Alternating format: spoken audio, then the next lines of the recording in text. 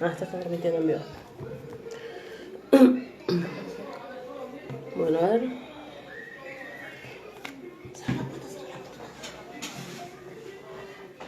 Ahí está. Dos.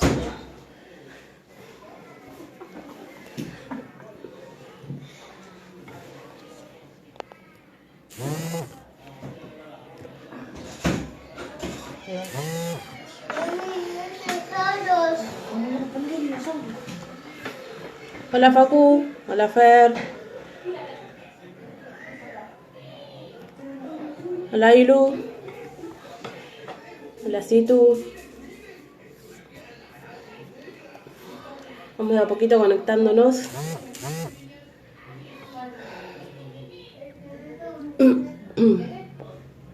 Ahí está, vamos.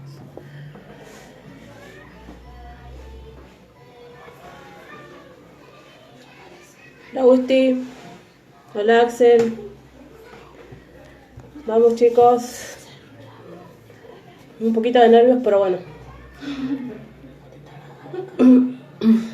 Hola Facu. Hola Pri. ¿Se escucha? ¿Se escucha bien? A ver.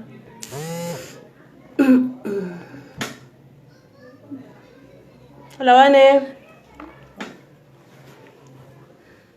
Ahí Nahuel se unió.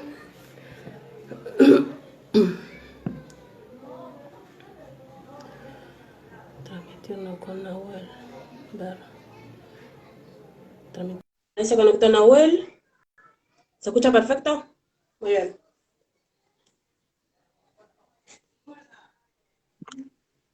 Hola Nahuel, ¿cómo estás? Hola Lau, buenas tardes, ¿cómo andamos? Buenas tardes chicos a todos. Gracias por conectarse. Vamos a esperar, no sé si unos segunditos más para ver si alguien más se conecta. ¿Qué tal tu Perfecto. tarde, Nahuel? Bien, tranquila, estuve escribiendo un par de cosas del libro y estoy viendo si saco un video nuevo o no, así que también estuve escribiendo algo así. Nos Hola vendría Gusti. bien un video nuevo. Sí, hace como 2 meses que no hago nada, así que estoy viendo con el tema de los médicos cubanos y todas esas cosas. Vamos a ver qué sale. Y sí, estaría bueno, ya que los videos nos informan demasiado. Hay cosas que, por ejemplo, en el último video sobre los Kirchner ya había muchas cosas que yo no sabía, sobre la educación. Y la verdad Me, que es una gran ventaja también poder compartirlo porque muchas personas no saben. me alegra que sirva para informar. Sí, sí, demasiado. Incluso yo también lo he compartido en mis redes y también me han escrito sobre el video de los Kirchner y muchas personas les sirvió como para abrir un poco los ojos, ¿no? Porque muchos no saben lo que hay detrás del kirchnerismo. Exactamente, y estamos, bueno, ahora justamente se está viendo todo lo que hablé en aquel video, ¿no? El hecho de que les gusta el totalitarismo y bueno, a la vista está eso. Claro, claro. Por ejemplo, hay mucha gente que eran muy fanáticas y de repente que viendo quiénes son realmente los que nos gobiernan, ahí recién se van dando cuenta de quiénes eran los Kirchner, quiénes eran los que nos están gobernando actualmente con el totalitarismo, el autoritarismo que tienen y por eso es bueno siempre hacer esos videos y poder compartirlos porque mucha gente, le llega a mucha gente y hay mucha repercusión también con eso. Eso es lo que busco de cierta forma, tratar de ir informando y bueno, sé que hay algunas cosas que nosotros por ahí cometemos el error de que damos cosas sabidas, o sea, pensamos que toda la gente sabe lo que por ahí sabemos, pero bueno, la idea, no sé si me explico bien, pero por ahí, a la hora de escribir, por ejemplo, escribir el video o escribir algún informe, uno por ahí da por sentado cosas que la mayoría de la sociedad sabe y en realidad no, porque es justamente uno por ahí se va cerrando en un microclima pensando de que todos saben lo que sabe ese microclima, pero cuando salimos a la sociedad en general, nos damos cuenta justamente de que bueno, que esas cosas son las que se han escondido y que parece parece casi increíble de que, por ejemplo, hoy tenemos en el secretario del Tesoro a Carlos Zanini, que Zanini, por ejemplo, en Córdoba participó en el copamiento y en la toma de una localidad entera que era la localidad de La Calera. Entonces, claro. eh, realmente increíble que hoy por hoy sigamos perdonando esas cosas. Y aparte lo que llevan los videos al tener tantas repercusiones, lleva a la gente a averiguar, que creo que Exactamente. fue lo que pasó en tu caso, cuando eras incluso más chico en la secundaria. Exactamente. Bueno, y nosotros siempre decimos, ahí se conectó Horacio, como un gusto que esté viendo. Con Horacio siempre decimos, nosotros por ahí cuando hacemos las cosas, no es que querramos que aquel que nos escucha o nos lea piense como pensamos nosotros. Todo lo Claro, contrario, nosotros queremos sembrar esa duda de que la persona vaya, investigue y después se fije si es cierto o no. Eh, Tenemos una frase de bandera, generalmente la centro derecha, que es el dato mata el relato. Y claro. esa es la idea. Bueno, ahora sí, contanos un poquito quién es Nahuel Sotelo.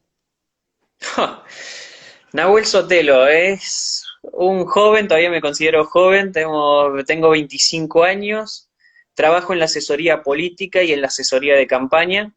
He escrito un libro justamente tratando de visibilizar el dolor de las víctimas que han sido invisibilizadas en la década del 70, pero principalmente siempre digo que he sido un soñador.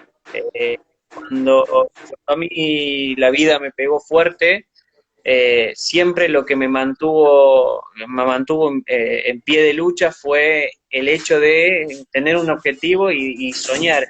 Y la política forma parte de ese sueño. Yo siempre he trabajado desde los 15 años, estoy en política y siempre he tenido un sueño que bueno, espero que algún día se cumpla. Pero creo que principalmente a mí me describe la palabra soñador. Yo no me considero ni intelectual, ni esos calificativos que por ahí periodistas o calificativos que por ahí me ponen, sino que simplemente soy alguien que sueña en que la patria vuelva a ser lo que por ahí soñamos. Y justamente esa es parte Tal del cual, sueño. tal cual. Justamente, hablando de tu libro, acá lo tengo, verdaderamente una joyita, podría decirlo. La verdad que lo volví a releer justamente esta semana y uno no puede evitar, ¿no? Yo, por ejemplo, personalmente no puedo evitar no conmoverme con las cartas. Y estaría muy buenísimo que pueda llegar a muchísima gente, que quizás algunos cuando dicen, bueno, hablamos de la década del 70 omite eso, o piensa que todo lo que puede llegar a decir un libro es mentira, y la verdad que estos días al volver a releer las cartas, no podía dejar de conmoverme con cada una de las historias. ¿Y qué fue lo que te llevó a vos a escribir sobre esa época? Mira, yo era una de las personas que repetía siempre verdad, memoria y justicia. Tenía, creo que 15 años y repetía siempre eso y creía en ese relato. Hasta que un día en el colegio un profesor me hizo salir, bueno, estaba dando una clase de lenguas y empezó a hablar del 24 de marzo. Y yo, era de casualidad, había visto como en la página 7 8 de Google de ese momento que habían existido grupos guerrilleros que querían tomar el poder, que no habían sido 30.000 los desaparecidos, pero lo había leído así muy por encima, ¿no? No tenía idea yo. Y ese día en el colegio levanté la mano, pregunté si eso había sido cierto. A la primera pregunta el profesor me dijo, Nahuel, no le llenes con tus ideas la cabeza a tus compañeros, y me dijo que me calle. Pasaron 2 minutos, volví a levantar la mano porque él seguía hablando del tema, volví a levantar la mano, le pregunté, creo que en ese momento no me acuerdo cuál había sido la primera y la segunda pregunta, pero pregunté si era verdad que no habían sido los 30.000 los desaparecidos, y él me invitó a retirarme del curso, es decir, me echó del curso.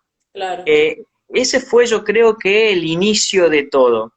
Después yo estaba en Córdoba estaba en una fiesta que se llama el Bosquecito en la Facultad de Comunicaciones. Y, porque repito, soy joven, me gustaba, antes salía más de joda que ahora, pero era de salir y siempre obviamente mi pasión es la política y hablar de esos temas. Y en esa fiesta conozco a una chica, tenía 28 años y estaba en cuarto año de psicología. Y surge, son fiestas al aire libre, fiestas bien de izquierda, pero surge ahí el Claro, tema claro. y empezamos a hablar de la década del 70. Bueno, ella empieza a hablar y empieza a hablar mal de la institución de los militares, empieza a decir lo de los 30.000 desaparecidos, bueno, empieza a tener varios errores históricos, por así decirlo. Pero cuando se calla, yo le dije, te voy a hacer 3 preguntas. Y le dije, la primera, le pregunté cuándo había comenzado todo esto, todo lo que ella estaba hablando. Yo a todo esto ya venía haciendo mis investigaciones y ya tenía la idea de escribir el libro, de hecho ya había avanzado con el libro. Y ella me dice una fecha que conmemoramos todos, que fue el 24 de marzo de 1976. Bueno, yo ahí noto el primer error, porque eso todavía es de ignorante sostener que eso comenzó el 24 de marzo, como por ahí nos hacen ver en la película La noche de los lápices, que los militares se levantaron un día y dijeron vamos a tomar el poder. Bueno, eso Vamos no a poder, existió. claro. La segunda pregunta que le hice fue, creo que si sabía qué era, qué significaba ERP, qué significaba FAP, qué era FAR y qué era Montoneros. Me dijo que ERP no sabía lo que era, que FAP tampoco, que FARC tampoco, para los que se están uniendo, ERP, el Ejército Revolucionario del Pueblo, FAP, Fuerzas Armadas Peronistas, FARC, Fuerzas Armadas Revolucionarias, y cuando llegan los montoneros me dice, montoneros sí, eran jóvenes como nosotros que militaban en política. Bien, perfecto. Ahí veí el otro error histórico. Yo, por ejemplo, nunca pondría en una de mis casas una fábrica de bombas o ponerme a fabricar armas para hacer militancia política, ¿no? Claro. Así que ahí tenemos una diferencia importante. Y la tercera pregunta, si mal no recuerdo, le pregunté, no me acuerdo bien, pero qué opinaba de lo que había sucedido. Y ella volvió a decir eh, de que el ejército había tomado por la fuerza, de que no se podía pensar, bueno, toda una sarta de cosas. Le dije, mira, en este tema sos una completa ignorante. Agarrá y empezá a buscar, yo le dije tal cual, yo le había pedido el número, todo, tal cual claramente no pasó, ni sucedió nunca nada, obviamente. Le dije justamente que era una completa ignorante, le pregunté, le dije, mirá, estudiá o intentá leer sobre el ERP, nada más. Yo pensaba que eso nunca iba a pasar, pero pasó 2 semanas de esa fecha y esta chica me escribe por teléfono, por WhatsApp, y me dice, mira Nahuel, si he ofendido a alguien, te pido disculpas, realmente en ese momento no sabía lo que decía. Pasaron otras 2 semanas, o una semana y media, y me volví a escribir y me dijo, Nahuel, tenía razón, yo era completamente ignorante en este tema. No quiere decir, me dice, que yo piense como vos, pero realmente yo no Claro. sabía absolutamente nada de lo que había pasado.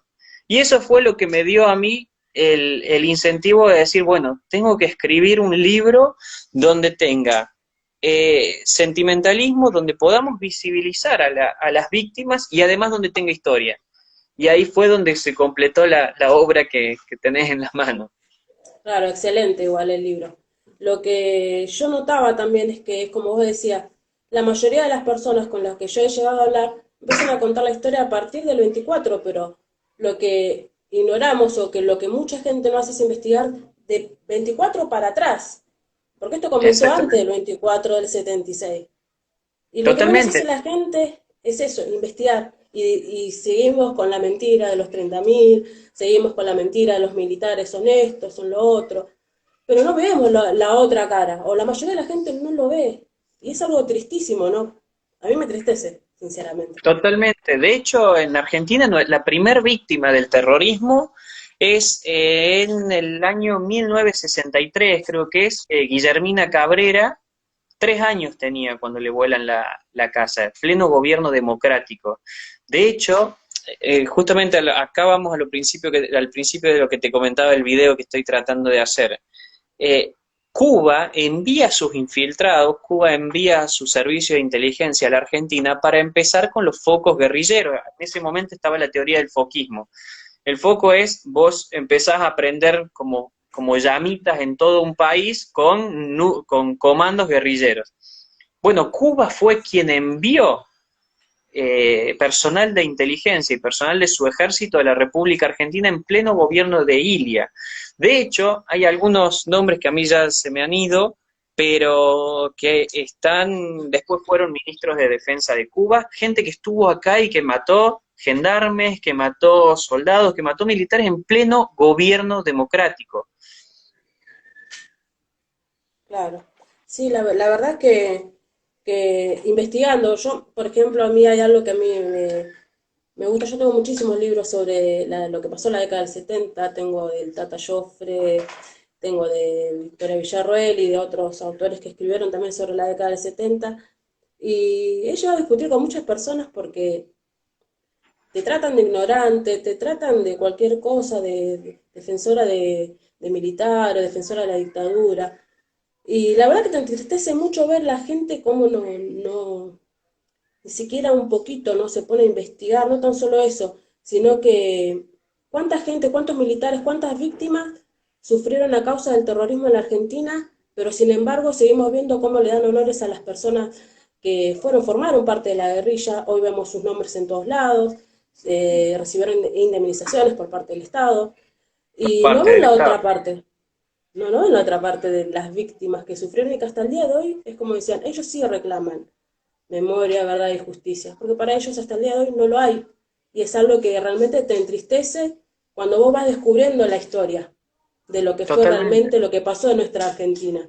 Y que hasta el día de hoy seguimos padeciendo a políticos corruptos y los ves en el poder y ves la injusticia totalmente en la Argentina. Y las personas Sí, que sufrieron, ¿cómo quedaron ellos hoy? Con muchos así es, traumas, sus familiares, hoy vemos militares que hasta el día de hoy siguen presos. ¿Cuánta totalmente. injusticia hay en Bueno, esta Argentina? ahí Mark Twain escribía en uno de sus libros una frase que siempre me quedó, que dice, es más fácil engañar a un hombre que convencerlo de que ha sido engañado. Todo ese adoctrinamiento desde el principio siempre justamente es mucho más fácil insertar una ideología adentro. Es más, Bertrand Russell escribe un libro. Bertrand Russell es un premio Nobel de literatura y es uno de los arquitectos de la escuela de la educación pública en todo Occidente. Bertrand Russell en su libro escribe y dice, tenemos que llegar al punto de utilizar a la educación pública para convencer a los niños de que la nieve es negra. Y en el mismo libro va desarrollando cómo va haciendo y pasando etapas. Bueno, si uno se pone a leer ese libro, nos vamos a dar cuenta que esas etapas ya están prácticamente cumplidas. Y justamente es esa la mentira, que es mucho más fácil insertar esa mentira es más fácil insertar una mentira, un demonio y todo, que hoy explicarle a los niños o a los jóvenes que vienen escuchando una misma historia de chicos, decirle, no, pará, hay una historia, que encima, lo peor de todo es que nosotros tenemos del lado la verdad, los datos, los hechos. En Argentina, el diario La Opinión publicaba en el año 74 que el promedio en Argentina era una bomba explotaba cada 3 horas y un argentino moría cada 5, a causa de grupos terroristas, grupos armados. Y eso no se puede esconder, no, está absolutamente todo. Por eso es que yo siempre digo, tenemos que hablar con aquellos que no conocen la otra historia sin confrontar. Porque si nosotros vamos no con fanáticos, no claramente, pero si Claro. nosotros vamos a confrontar a esas personas que quizás están confundidas, ahí salimos perdiendo porque reaccionan a una acción nuestra, es decir, se ponen a la defensiva y ahí las perdemos. ¿Qué es lo que sucede con los jóvenes? Porque los jóvenes hoy en día tienen tanta ideología metida en sus colegios que vos le querés decir algo referido a la historia y automáticamente ponen una barrera. Entonces hay que tener mucho cuidado con eso porque tenemos del lado nuestro está la verdad. Y no es que defendamos el proceso de reorganización nacional, la Junta Militar, no, nadie lo defiende. Yo no voy a salir con una bandera a decir viva Videla, porque no corresponde. Ahora, hay que analizar los contextos y también hay que criticar las cosas que se hicieron mal, por Claro, supuesto. Ahora, para analizar un hecho histórico nos tenemos que poner en contexto. Y ese contexto es que en Argentina se vivió una guerra. Y mucha gente dice, no, no, no fue una guerra, fue terrorismo de Estado. No, fue una guerra de claro, Estado contra Estado no convencional. ¿Por qué digo esto? Porque el Estado argentino combatió a la guerrilla. Ahora, la guerrilla no era simplemente un grupo de 5 o 6 como puede ser las Brigadas Rojas en Italia. Todo lo contrario, las guerrillas en Argentina estaban bancadas por otros estados, es decir, fue una guerra Estado-Estado no convencional. Cuba, Fidel Castro, el 4 de julio de 1994, en uno de los principales hoteles de La Habana, afirma y dice que Cuba apoyó logísticamente y financieramente a todas las guerrillas de Latinoamérica, con la excepción de México. El secuestro de los hermanos Born, que es el secuestro más caro de toda la historia de nuestro país, que ahí estuvo implicada Nilda Garré, esas mm, cuentas, ese dinero del rescate que se pidió fue a parar a Cuba. Las guarderías, el mismo manual de los montoneros decía que para la lucha armada no tenían que tener hijos. Y en caso de tener hijos, los mandaban a las guarderías de Cuba. Es decir, hubo un Estado atrás que apoyó, financió y bancó todo esto, sin hablar tampoco de la Unión Soviética, de Libia. De hecho, Montoneros vende una de sus fábricas de armas, una fábrica de bombas en realidad, le vende una fábrica de bombas a la OLP, a la Organización de Liberación Palestina. Contra eso se combatió, no contra pobres jóvenes idealistas como nos quieren hacer creer. Y eso hay que hacerle entender a los jóvenes, a las personas que realmente tienen dos dedos de frente y que no se dejan avasallar por una catarata de mentiras como sucede. claro, claro, es así. Vamos a cambiar un poquito el tema.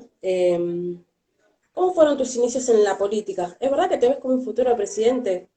Llegué a ver por ahí. Sí, sí, quiero llegar a la presidencia. Ese es uno de los sueños que tengo. De hecho, siempre digo que voy a hacerlo. Pero mis inicios en la política fue a los 15 años. En realidad, si yo me pongo a ver, era de mucho antes que me encantaba la política. Pero, pero a mis 15 años me involucré justamente en un partido político. Y fue por un amigo que estábamos en clases también en el colegio. Y bueno, yo empiezo a criticar en ese momento al gobierno de los Kirchner. Y mi amigo me mira y me dice, está bien, vos siempre criticás y siempre alzás la voz y siempre sos el quilombero en este tema, pero ¿qué haces por él? ¿Qué haces para cambiar eso? Y medio como que me enojé, porque lo miré, me enojé y pasaron 5 o 10 minutos y dije, tiene razón. La verdad que no estoy haciendo nada, simplemente me estaba quejando. En el colegio, por las redes sociales, yo en ese momento ya tenía un Twitter que se llamaba Político de 15 o algo así, Político de Ah, 16, mira. y dije, pero no estoy haciendo nada realmente. Ese mismo día agarré mi bicicleta y me fui al centro. En aquel momento, y acá no me maten, era chiquito, era otros los tiempos, eh, me fui a la coalición cívica. La coalición cívica era el partido de Carrió.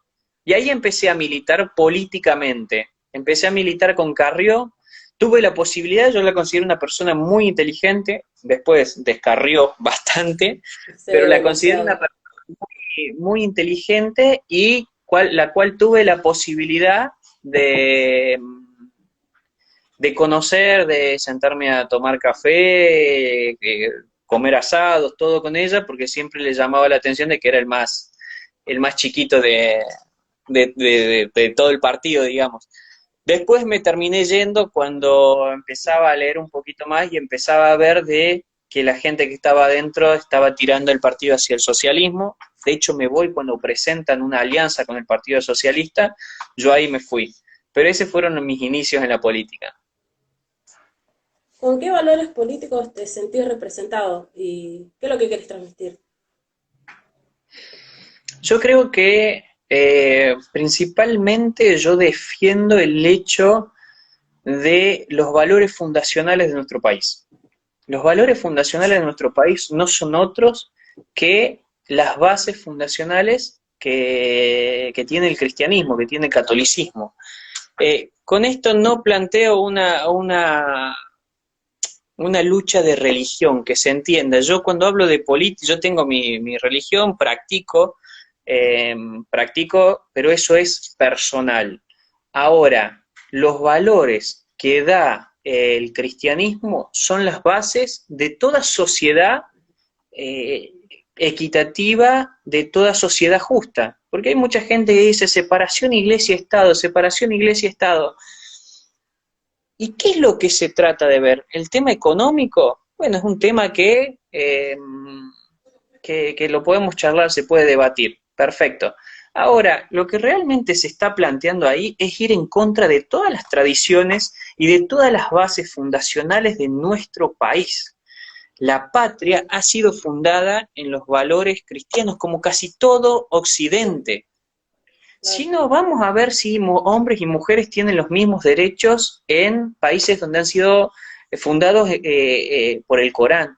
Vamos a ver si tienen los mismos derechos donde está el hinduismo, el hinduismo o incluso el budismo.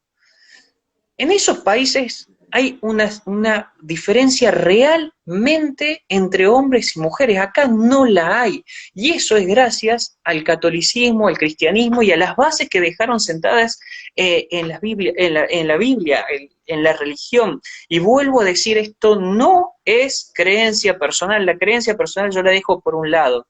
Yo hablo de los valores, el hecho de que una persona valga igual que la otra, indiferentemente de su sexo, su creencia, su religión o su raza. De hecho, esto que dicen ahora que está de moda de ser ateo, bueno, el ateísmo también es un valor del cristianismo. Claro. Anda a decir en un país como Yemen, en un país como Arabia Saudita, que sos ateo. Anda, fíjate si podés y si tenés esas libertades. Así que creo que eso es lo que tenemos que entender y tenemos que empezar a ver más allá de lo que nos suelen decir de separación iglesia-estado. La separación iglesia-estado es realmente en un país de Occidente es imposible. ¿Por qué? Porque de ahí está justamente lo que te decía, las bases de las leyes. ¿Querés no financiar a la iglesia? Y bueno, es un debate que se puede dar, que se tiene que Claro. dar, de hecho, considero. Pero de ahí a decir, separemos la iglesia del Estado porque son asuntos separados, eso es simplemente un discurso y un eslogan marxista. Porque justamente en el mismo manifiesto comunista, lo que planteaba Marx y decía él mismo es, no podemos hacer una verdadera revolución siempre que haya un alma religiosa. Tenemos que romper la religión y la familia. Y eso es lo que hay que entender de que separación iglesia-estado suena bien. Ahora, entendamos qué hay atrás de eso. Claro, porque es imposible, porque en realidad lo que vemos en esta época, que es lo que decíamos, que es lo fundamental, la familia, y ellos van y atacan principalmente la familia. La destrucción de la familia es algo que acá está más que a la vista. Totalmente, totalmente. Eso lo Bueno, vemos. totalmente. En el libro este que yo te mencionaba de Bertrand Russell, él mismo explica de que lo primero que vamos a ver, tratando de convencer a los jóvenes de que la nieve es negra, va a ser un enfrentamiento de los niños para con su familia. Y eso es algo que se ve. En el mismo colegio, en las mismas secundarias, incluso en la misma universidad, fomentan a los niños y a los jóvenes a ponerse en contra de su familia y a creer que son revolucionarios. Hermano, no son revolucionarios por eso. Es más, te puedo decir que sos un estúpido, que te crees que estás haciendo la gran revolución, cuando en realidad estás operando tal cual los medios te lo indican. Porque es lo que yo decía la otra vez, el hecho de ser revolucionario hoy en día es justamente oponerse al poder hegemónico de la izquierda progresista. ¿A dónde no está la izquierda y la agenda de la izquierda? Prendes la televisión y en los medios de comunicación está. Vas a la justicia y en la justicia tenés partidos políticos, partidos judiciales como Justicia Legítima que son marcados por el progresismo. De hecho, estuvo Zanini y que uno de sus mayores colaboradores había sido parte de la izquierda armada y uno de los secuestradores de uno de los gerentes de la empresa de Quilmes. Vas a la política y tenés los grandes partidos que algunos creen que son de derecha, ves la agenda y sus votaciones y te das cuenta de que no, de que todos siguen una agenda progresista que justamente va en contra de las tradiciones, va en contra de las bases fundacionales de nuestro país. Entonces, creo que uno de los mayores errores también es creer que la izquierda es un 3 o un 4 o un 5% de los votos. Eso no es la izquierda. La izquierda ha llegado al peronismo. El peronismo en sus orígenes era un partido con las doctrinas ortodoxas. Hoy en día el peronismo es un aguantadero de progresistas. De hecho, uno lo ve, están yendo en contra hasta de lo que decía Evita, en contra de lo que decía Perón, en contra de todas las doctrinas. Hace unos días Alberto Fernández dice, yo soy más de la cultura hippie que de las 12 verdades peronistas. Te están diciendo, el peronismo es un aguantadero progresista. El Sí, radicalismo totalmente. murió con la línea del radicalismo de derecha, murió con Balbín. Después de ahí la agarraron los Alfonsín y destrozaron ese partido. Sabes que justamente yo, antes de volver a releer tu libro, estaba leyendo 1984 de George Orwell. Sí, Justamente decía, ¿no? Como vos decías, a ellos los adoctrinaban, ¿no? En el libro contaba, adoctrinaban a los niños para que ellos delaten a los padres. Y exactamente. suprimían el amor, suprimían la familia, y eran tan autoritarios y me recordaba, ¿no? Que es como dicen la verdad, estamos viviendo en el COVID 1984. Sí, totalmente. Lo que se plantea en el libro de Orwell es lo que estamos viviendo. La policía del pensamiento. La La policía del policía del pensamiento. pensamiento, totalmente. Uno hoy no puede, a ver, por decir verdades biológicas, ya podés empezar a caer mal. Vos, a ver, si una persona es, vamos a suponer, docente y de la nada va a un canal de televisión y dice, el hombre tiene pene y la mujer tiene vagina, ese comentario automáticamente es tomado como un comentario xenofóbico, no, homofóbico. Te dicen cosas, te han puesto y te han marcado, porque yo siempre digo, esta policía del pensamiento que vemos es justamente los campos de concentración del siglo XXI.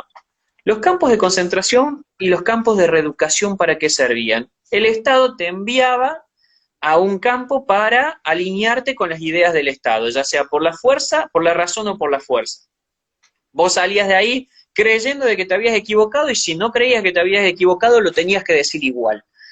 Ahora, como los campos de concentración no son posibles en el día de hoy, ¿qué es lo que sucede? Utilizan estos métodos que son los métodos de humillación.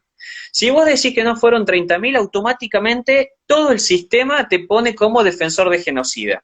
Si decís que el hombre nace y no se hace, automáticamente sos homofóbico. Y así, si vos mantenés, por ejemplo, un trabajo como docente pública o un trabajo en el Estado, como le pasó a Gómez Centurión en su momento, que dijo que no eran lo mismo 8.000 verdades que 26.000 mentiras, 23.000 mentiras, una cosa así, 22.000 mentiras, perdón, automáticamente te expulsan y así van logrando de que cada vez haya menos gente que quiera opinar o que quiera decir la verdad. Y ese es el problema que tenemos. Mucha gente se dio por vencido. Por eso es que celebro que jóvenes como nosotros, como los jóvenes, la juventud del Partido Demócrata, no tengan miedo a lo políticamente incorrecto, que sigan defendiendo los valores, que sigan defendiendo las tradiciones, que sigan defendiendo nada más que la verdad. y que no Y eso tengamos miedo. también, y eso también es una gran ventaja, porque hoy podemos ver que hay muchísimos jóvenes, incluso esta semana fue que también se censuraron, ¿no? La página de Peroncho y después de C5N escracharon a otros jóvenes, creo que Jóvenes Libertad, creo que era. Y así lo van a Sí, ir escrachando a todos los jóvenes. Y hoy podemos ver que una nueva juventud se levanta y eso es algo positivo dentro de todo lo malo que está pasando. Que no se totalmente, deja, digamos, no se deja vencer por el relato, que hoy es un total. relato oficial donde totalmente nos viven mintiendo, digamos, ¿no? La gran mayoría de la gente vive en una mentira, pero es bueno ver que esos jóvenes se levantan y ellos mismos son los que se encargan de averiguar y descubrir cuál es realmente lo que está pasando en esta Argentina. Totalmente. Y no hay que, yo siempre digo, no hay que cometer el error de aquellas personas que hacen política, no hay que cometer el error de creer que la política se hace a través de las redes sociales. No cometamos ese error, porque todavía no estamos en un... yo hago asesoría política, como te dije, y eso es un error que siempre se ha cometido, sobre todo los partidos nuevos que se están haciendo. Hay una masa de personas que creen que la política se hace a través de las redes sociales y eso no es así. De hecho, los resultados de las elecciones previas, es decir, del año pasado, nos demostraron que las redes sociales no son el fuerte de la política argentina. Son necesarias, por supuesto, son necesarias en ciudades como Ciudad de Buenos Aires, donde vos tenés a 30.000 personas en una manzana. Ahora, no se gana con eso, no se gana con las redes sociales, se gana pateando la calle, se gana metiéndose en los barrios, se gana haciendo investigación de las características de las personas que viven en tal barrio, las características que tienen las personas de tal otro. Hay que hacer política en serio, más allá de las redes sociales que, repito, son importantes, hay que salir y patear la calle, porque si a nosotros o a nuestras ideas no salen a la calle, no se conocen. No es que tengamos aparatos como tiene el Partido Justicialista, como tiene incluso el PRO, la Unión Cívica Radical, que ellos mantienen ese voto histórico, la Unión Cívica Radical y el Partido Justicialista mantienen ese voto histórico de mi papá es radical, mi abuelo es radical y yo soy radical. Bueno, eso se mantiene. Ahora, los nuevos partidos de la derecha o la centro derecha no tienen eso. Y la única forma de lograr llegar a poder cambiar lo que sucede adentro del Congreso es estando adentro. Desde afuera no cambiamos nada, ya lo vimos. Se separaron el Peri y Gómez Centurión y ninguno tiene representación adentro. Ninguno está participando de lo que está sucediendo en estos momentos con el hecho de que el Congreso no funcione y que se le haya dado el poder totalmente al Ejecutivo Nacional. Entonces, si nosotros seguimos dividiendo, si nos seguimos separando, si nos seguimos peleando y si seguimos estando en las redes sociales, bueno, el resultado va a ser lo mismo. No va a Claro. cambiar absolutamente nada. Vamos a seguir siendo un 2-3% separado y sin representante en las cámaras. ¿Por qué pensás que no se pueden unificar la derecha o por qué no se puede haber un partido donde estén todos unidos? Es un ¿Qué tema difícil pregunta? ese, ¿no? ¿Qué Porque, pregunta? Eh, Primero que creo es que muchos dirigentes nacionales tienen un problema de egocentrismo, lo cual eso es todo un tema a tratar, ¿sí? Ahora, yo entiendo, por ejemplo, la división entre liberales, yo me considero conservador, ¿no? Yo entiendo sí, la división entre liberales y conservadores. Cuál es el punto donde la mayoría nos separamos y nos queremos pelear? El tema del aborto, perfecto. Vamos a ese tema. Yo siempre lo pongo porque es el que nadie quiere tocar y a la vez el que genera más conflicto. Ahora yo le pregunto para los conservadores el tema de la vida es crucial, no lo vamos a votar nunca, nunca vamos a estar a favor de la legalización del aborto. Aquellos liberales que sí lo estén, bueno, yo les hago una pregunta, ¿van a votar en el Congreso que el aborto sea gratuito? Dudo que lo hagan. Si lo votan es porque son más de izquierda que liberales. Entonces, en ese claro. caso, van a votar en contra. Si ya estamos de acuerdo en que ambos vamos a votar en contra en ese proyecto, ¿qué nos sigue separando? Ahora, yo siempre digo, hagamos política buscando los puntos en común. Armemos un frente de los liberales, pero no con con los liberales, pero no de los liberales. Armemos un frente con los conservadores, pero no de los conservadores. Y armemos un espacio político de debate. ¿Qué es lo que se ha perdido? Hoy por hoy el partido es lo que prima. Parece un régimen totalitario, donde el partido es el que importa más que la patria. No, hermano, el partido es una herramienta de la democracia y en el partido nos podemos sentar y tener ideas contrarias, pero seguir siendo de un mismo partido, no necesariamente por tener dos o tres ideas diferentes, nos tenemos que separar y armar otro partido. Tratemos de Claro, juntarnos con los puntos en común y dejemos de hacer sellos de goma que, repito, y no quiero que esto lo tomen mal, eh, hablar de partido libertario, hablar de partido NOS, hablar de partido unidos, es hablar, nos estamos mintiendo a nosotros mismos. Porque ninguno de todos estos son partidos realmente. Son todos movimientos que espero realmente que se logre y logren formarse como partidos. Pero hoy por hoy no hay partido, no son partidos, son todos movimientos. Repito, espero que logren hacer partido y yo siempre me he mostrado para ayudar al que necesite, yo voy a estar y voy a ayudar desde lo que yo conozco. Ahora, no nos empecemos a mentir a nosotros mismos, logremos hacer las herramientas partidarias y si no logramos, hagamos un frente. Pero eso de yo me voy separado, yo creo hoy por hoy, y no quiero que lo tomen mal los liberales, pero hoy por hoy hay 4 divisiones de partidos liberales y prácticamente todos piensan lo mismo. Si yo me tengo que poner a hilar muy fino para encontrar que entre ellos haya más de 7 diferencias. Tienen más puntos en común que en contra. ¿Qué sucede? El ego, como le pasa a Esper. Esper yo para mí, y creo que alguien lo quiere, ¿no? Pero Esper para mí es una persona que no le importa la patria, ya no le importa el país, no le importa nada porque va siempre buscando dividir.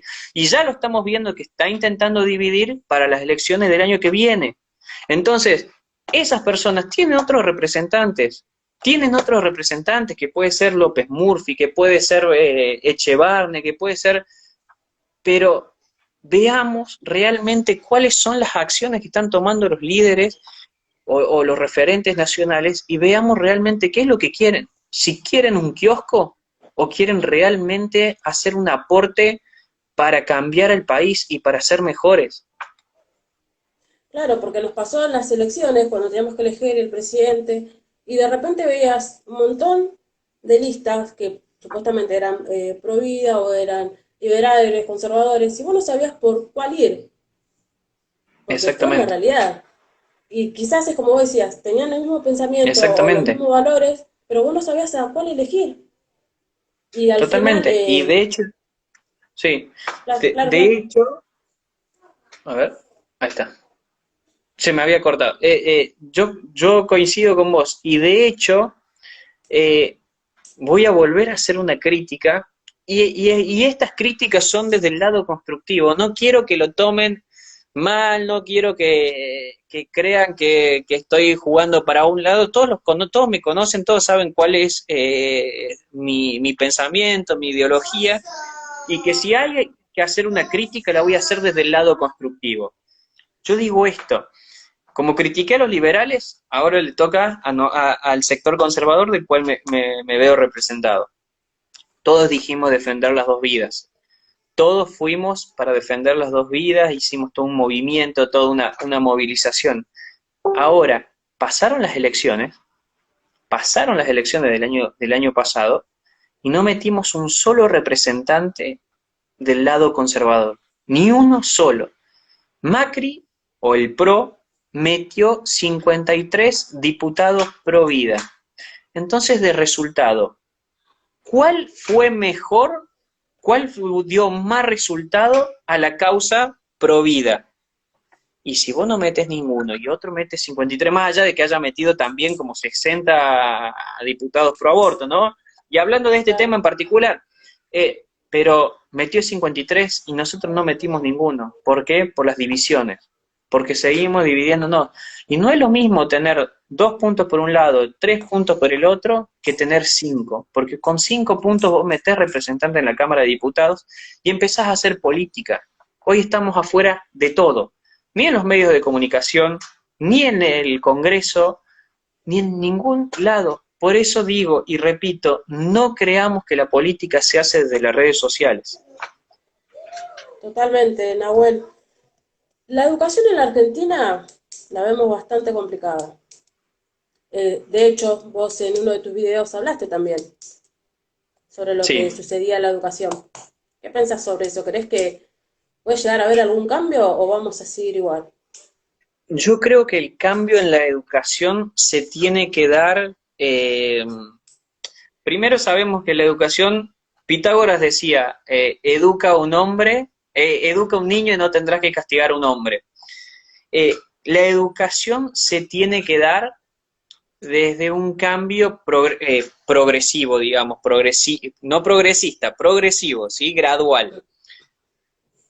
¿Cómo planteo yo que debe ser la educación? A ver, si realmente queremos cambiar la educación, lo que tenemos que lograr hacer es, primero, crear 5, 6, 7 ciudades testigos, ¿sí?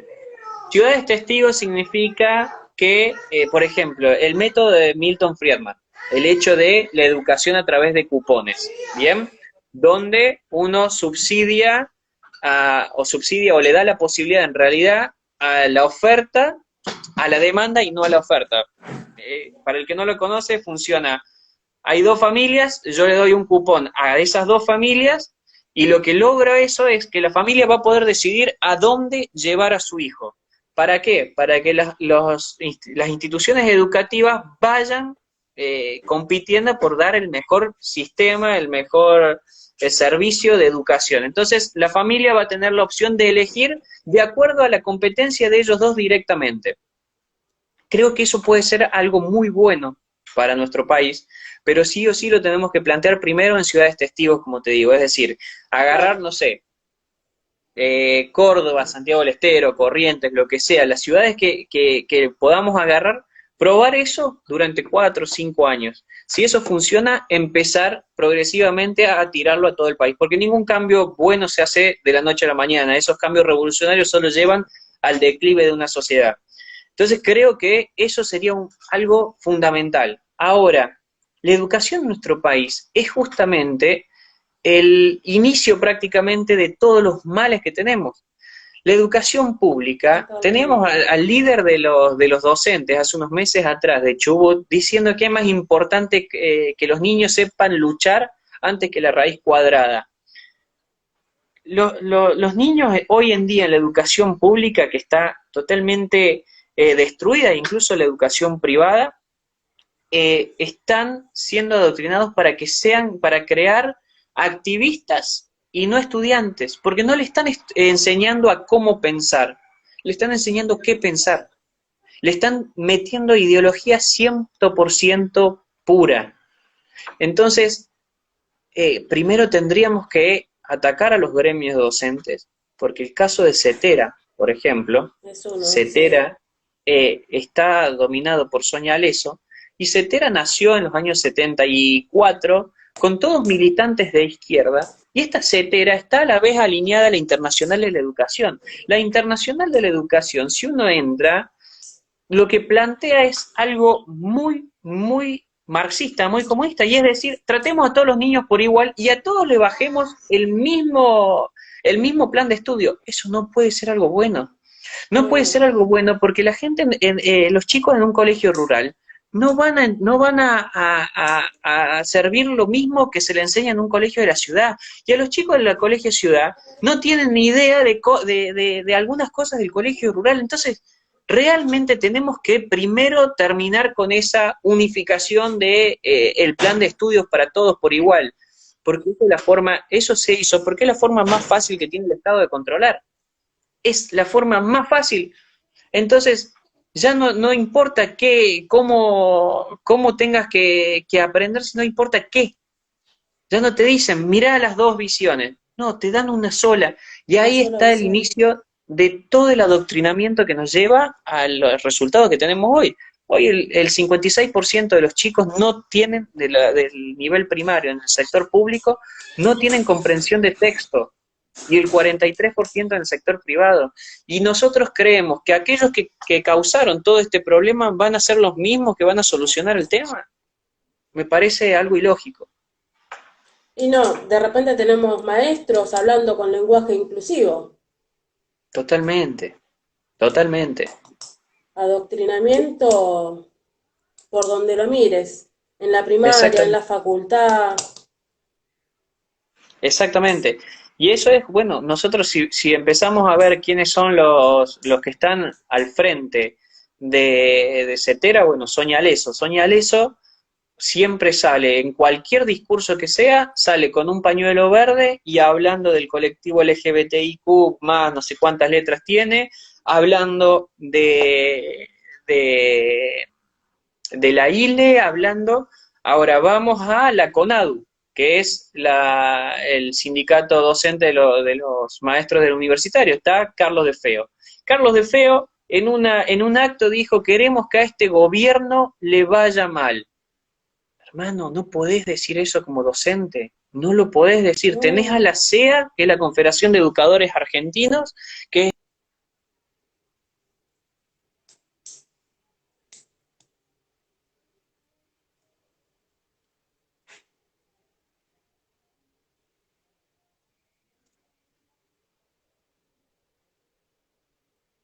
Mm, bueno, ahí está, ¿te me sí, ahí escuchas? estamos, ahí estamos. Sí, sí, ahí estamos. Sí, no sé si se me cortó a mí o hay Se cor- problemas. eh, ¿Hasta dónde llegué? ¿Hasta la CEA? Sí, sí, creo que por ahí. Sí, hasta ahí yo escuché porque se tildó ahí. Ah, bien. Bueno, en tema de la CEA, la Confederación de Educadores Argentinos, uno ingresa a esa página y va a ver que uno de esos, de las primeras cosas que te sale es el curso de formación docente. Curso de formación docente. Es decir, que son los cursos que forman a nuestros docentes para que le enseñen a los chicos. Del curso de formación docente se llama Julio Godio. Julio Godio, para el que no sabe, Julio Godio era apoyado el Nikita en nuestro país, en alusión a Nikita Khrushchev, primer ministro de la Unión Soviética. Es decir, está totalmente parcializada y totalmente ideologizada la educación argentina, y lo que es peor, te dan esos conceptos como enseñanzas. Y en realidad no son enseñanzas, son simplemente relatos que encima te enfrentan a tus padres, porque si vos tenés una hija eh, estás en contra de lo que le están dando en el colegio, probablemente vos tengas miedo de ir y hablar a ese colegio porque después a tu hija la van a agarrar de punto. Y también está el tema de los universitarios que por ahí tienen miedo de decir lo que piensan. ¿Por qué? Porque dicen que no van a aprobar más una materia. Entonces es muy difícil lograr revertir todo eso. ¿Se puede? Sí, por supuesto. Sí. Ahora necesitamos dejar de callarnos, porque tenemos que entender que si llegamos a este punto crítico es porque todos los representantes de la derecha o la centro derecha se callaron, guardaron silencio cuando sucedían estas cosas. Entonces tenemos que dejar y tenemos que perder el miedo, porque creo que una frase de Paulo Coelho que dice, el miedo es el peor enemigo de las libertades. Y volvemos a lo mismo, hoy los campos de concentración no existen, pero sí estos métodos de humillación que lo único que están haciendo es insertar miedo en la sociedad. Ahora hablando un poquito, ¿no? Haciéndote la última pregunta, porque nos queda muy poquito tiempo. ¿Qué pensás sobre la extensión que decretó el presidente? ¿Es algo sanitario? ¿Sigue siendo sanitario o es algo más político? ¿Qué tema? Yo creo que la cuarentena hoy ya se ha vuelto una medida más económica que otra cosa, porque con la cuarentena, con todo el mundo en su casa, vos tenés control sobre la población y lo que haces es controlar a la educación, controlar a la economía también. Eh, Creo que la cuarentena en su momento era correcta, pero siempre y cuando se utilizara para ganar tiempo y inyectarle recursos a la salud pública y a la salud privada que tengan tiempo de prepararse. Ahora, si vos utilizaste la cuarentena para seguir gastando dinero en sobreprecio, hicieron negocio con los alimentos desde el Estado, sobreprecio con los alimentos, es decir, que la cuarentena no la utilizaron como deberían utilizarla, como deberían haberlo hecho. Y ahora lo único que están logrando es que los privados se fundan, que los privados después no tengan para bancar al Estado que se viene, y a nosotros, yo personalmente tengo cosas privadas que a mí me han matado, y nosotros Claro, estamos con problemas hasta para pagar sueldos. Entonces, lo que ha hecho el gobierno es simplemente una medida más económica o política que de sanidad. Yo lo denuncié al ministro de Salud, a Ginés González, porque no claro. estaban haciendo bien las cosas. Y también hay una mentira que dicen, no, nosotros actuamos a tiempo con el tema de la cuarentena. Mentira. Pasaron casi 20 días. Pasaron aviones de China, pasaron aviones de Europa, pasaron aviones de Estados Unidos y no se le hizo un solo control. 15 días pasaron. Entonces, eso de nosotros actuamos a tiempo, eso es mentira, eso es otro relato que la gente lo cree y que lo han repetido tantas veces en los medios de comunicación porque dependen de la pauta del gobierno, que mucha gente dice, sí, no, Alberto y Ginés actuaron a tiempo. Mentira, no actuaron a tiempo y lo que es peor, ahora están haciendo todo mal porque no han ganado tiempo. Los hospitales no tienen barbijos, no tienen guantes, no tienen absolutamente No nada. tienen nada, nada, claro. Yo creo que ya deberían haber levantado, que ya no está cumpliendo no está cumpliendo el objetivo que necesita, que era la cuarentena. Claro que de hecho hasta el día de hoy no podemos escuchar el plan económico. Hasta ahora Exactamente. no tienen un plan Bueno, económico. eso ni hablar, fue una ayuda para un gobierno que no tenía absolutamente ningún plan. Y su único plan le vino del cielo, por así decirlo, la cuarentena. Claro. Ese fue el único plan que han presentado.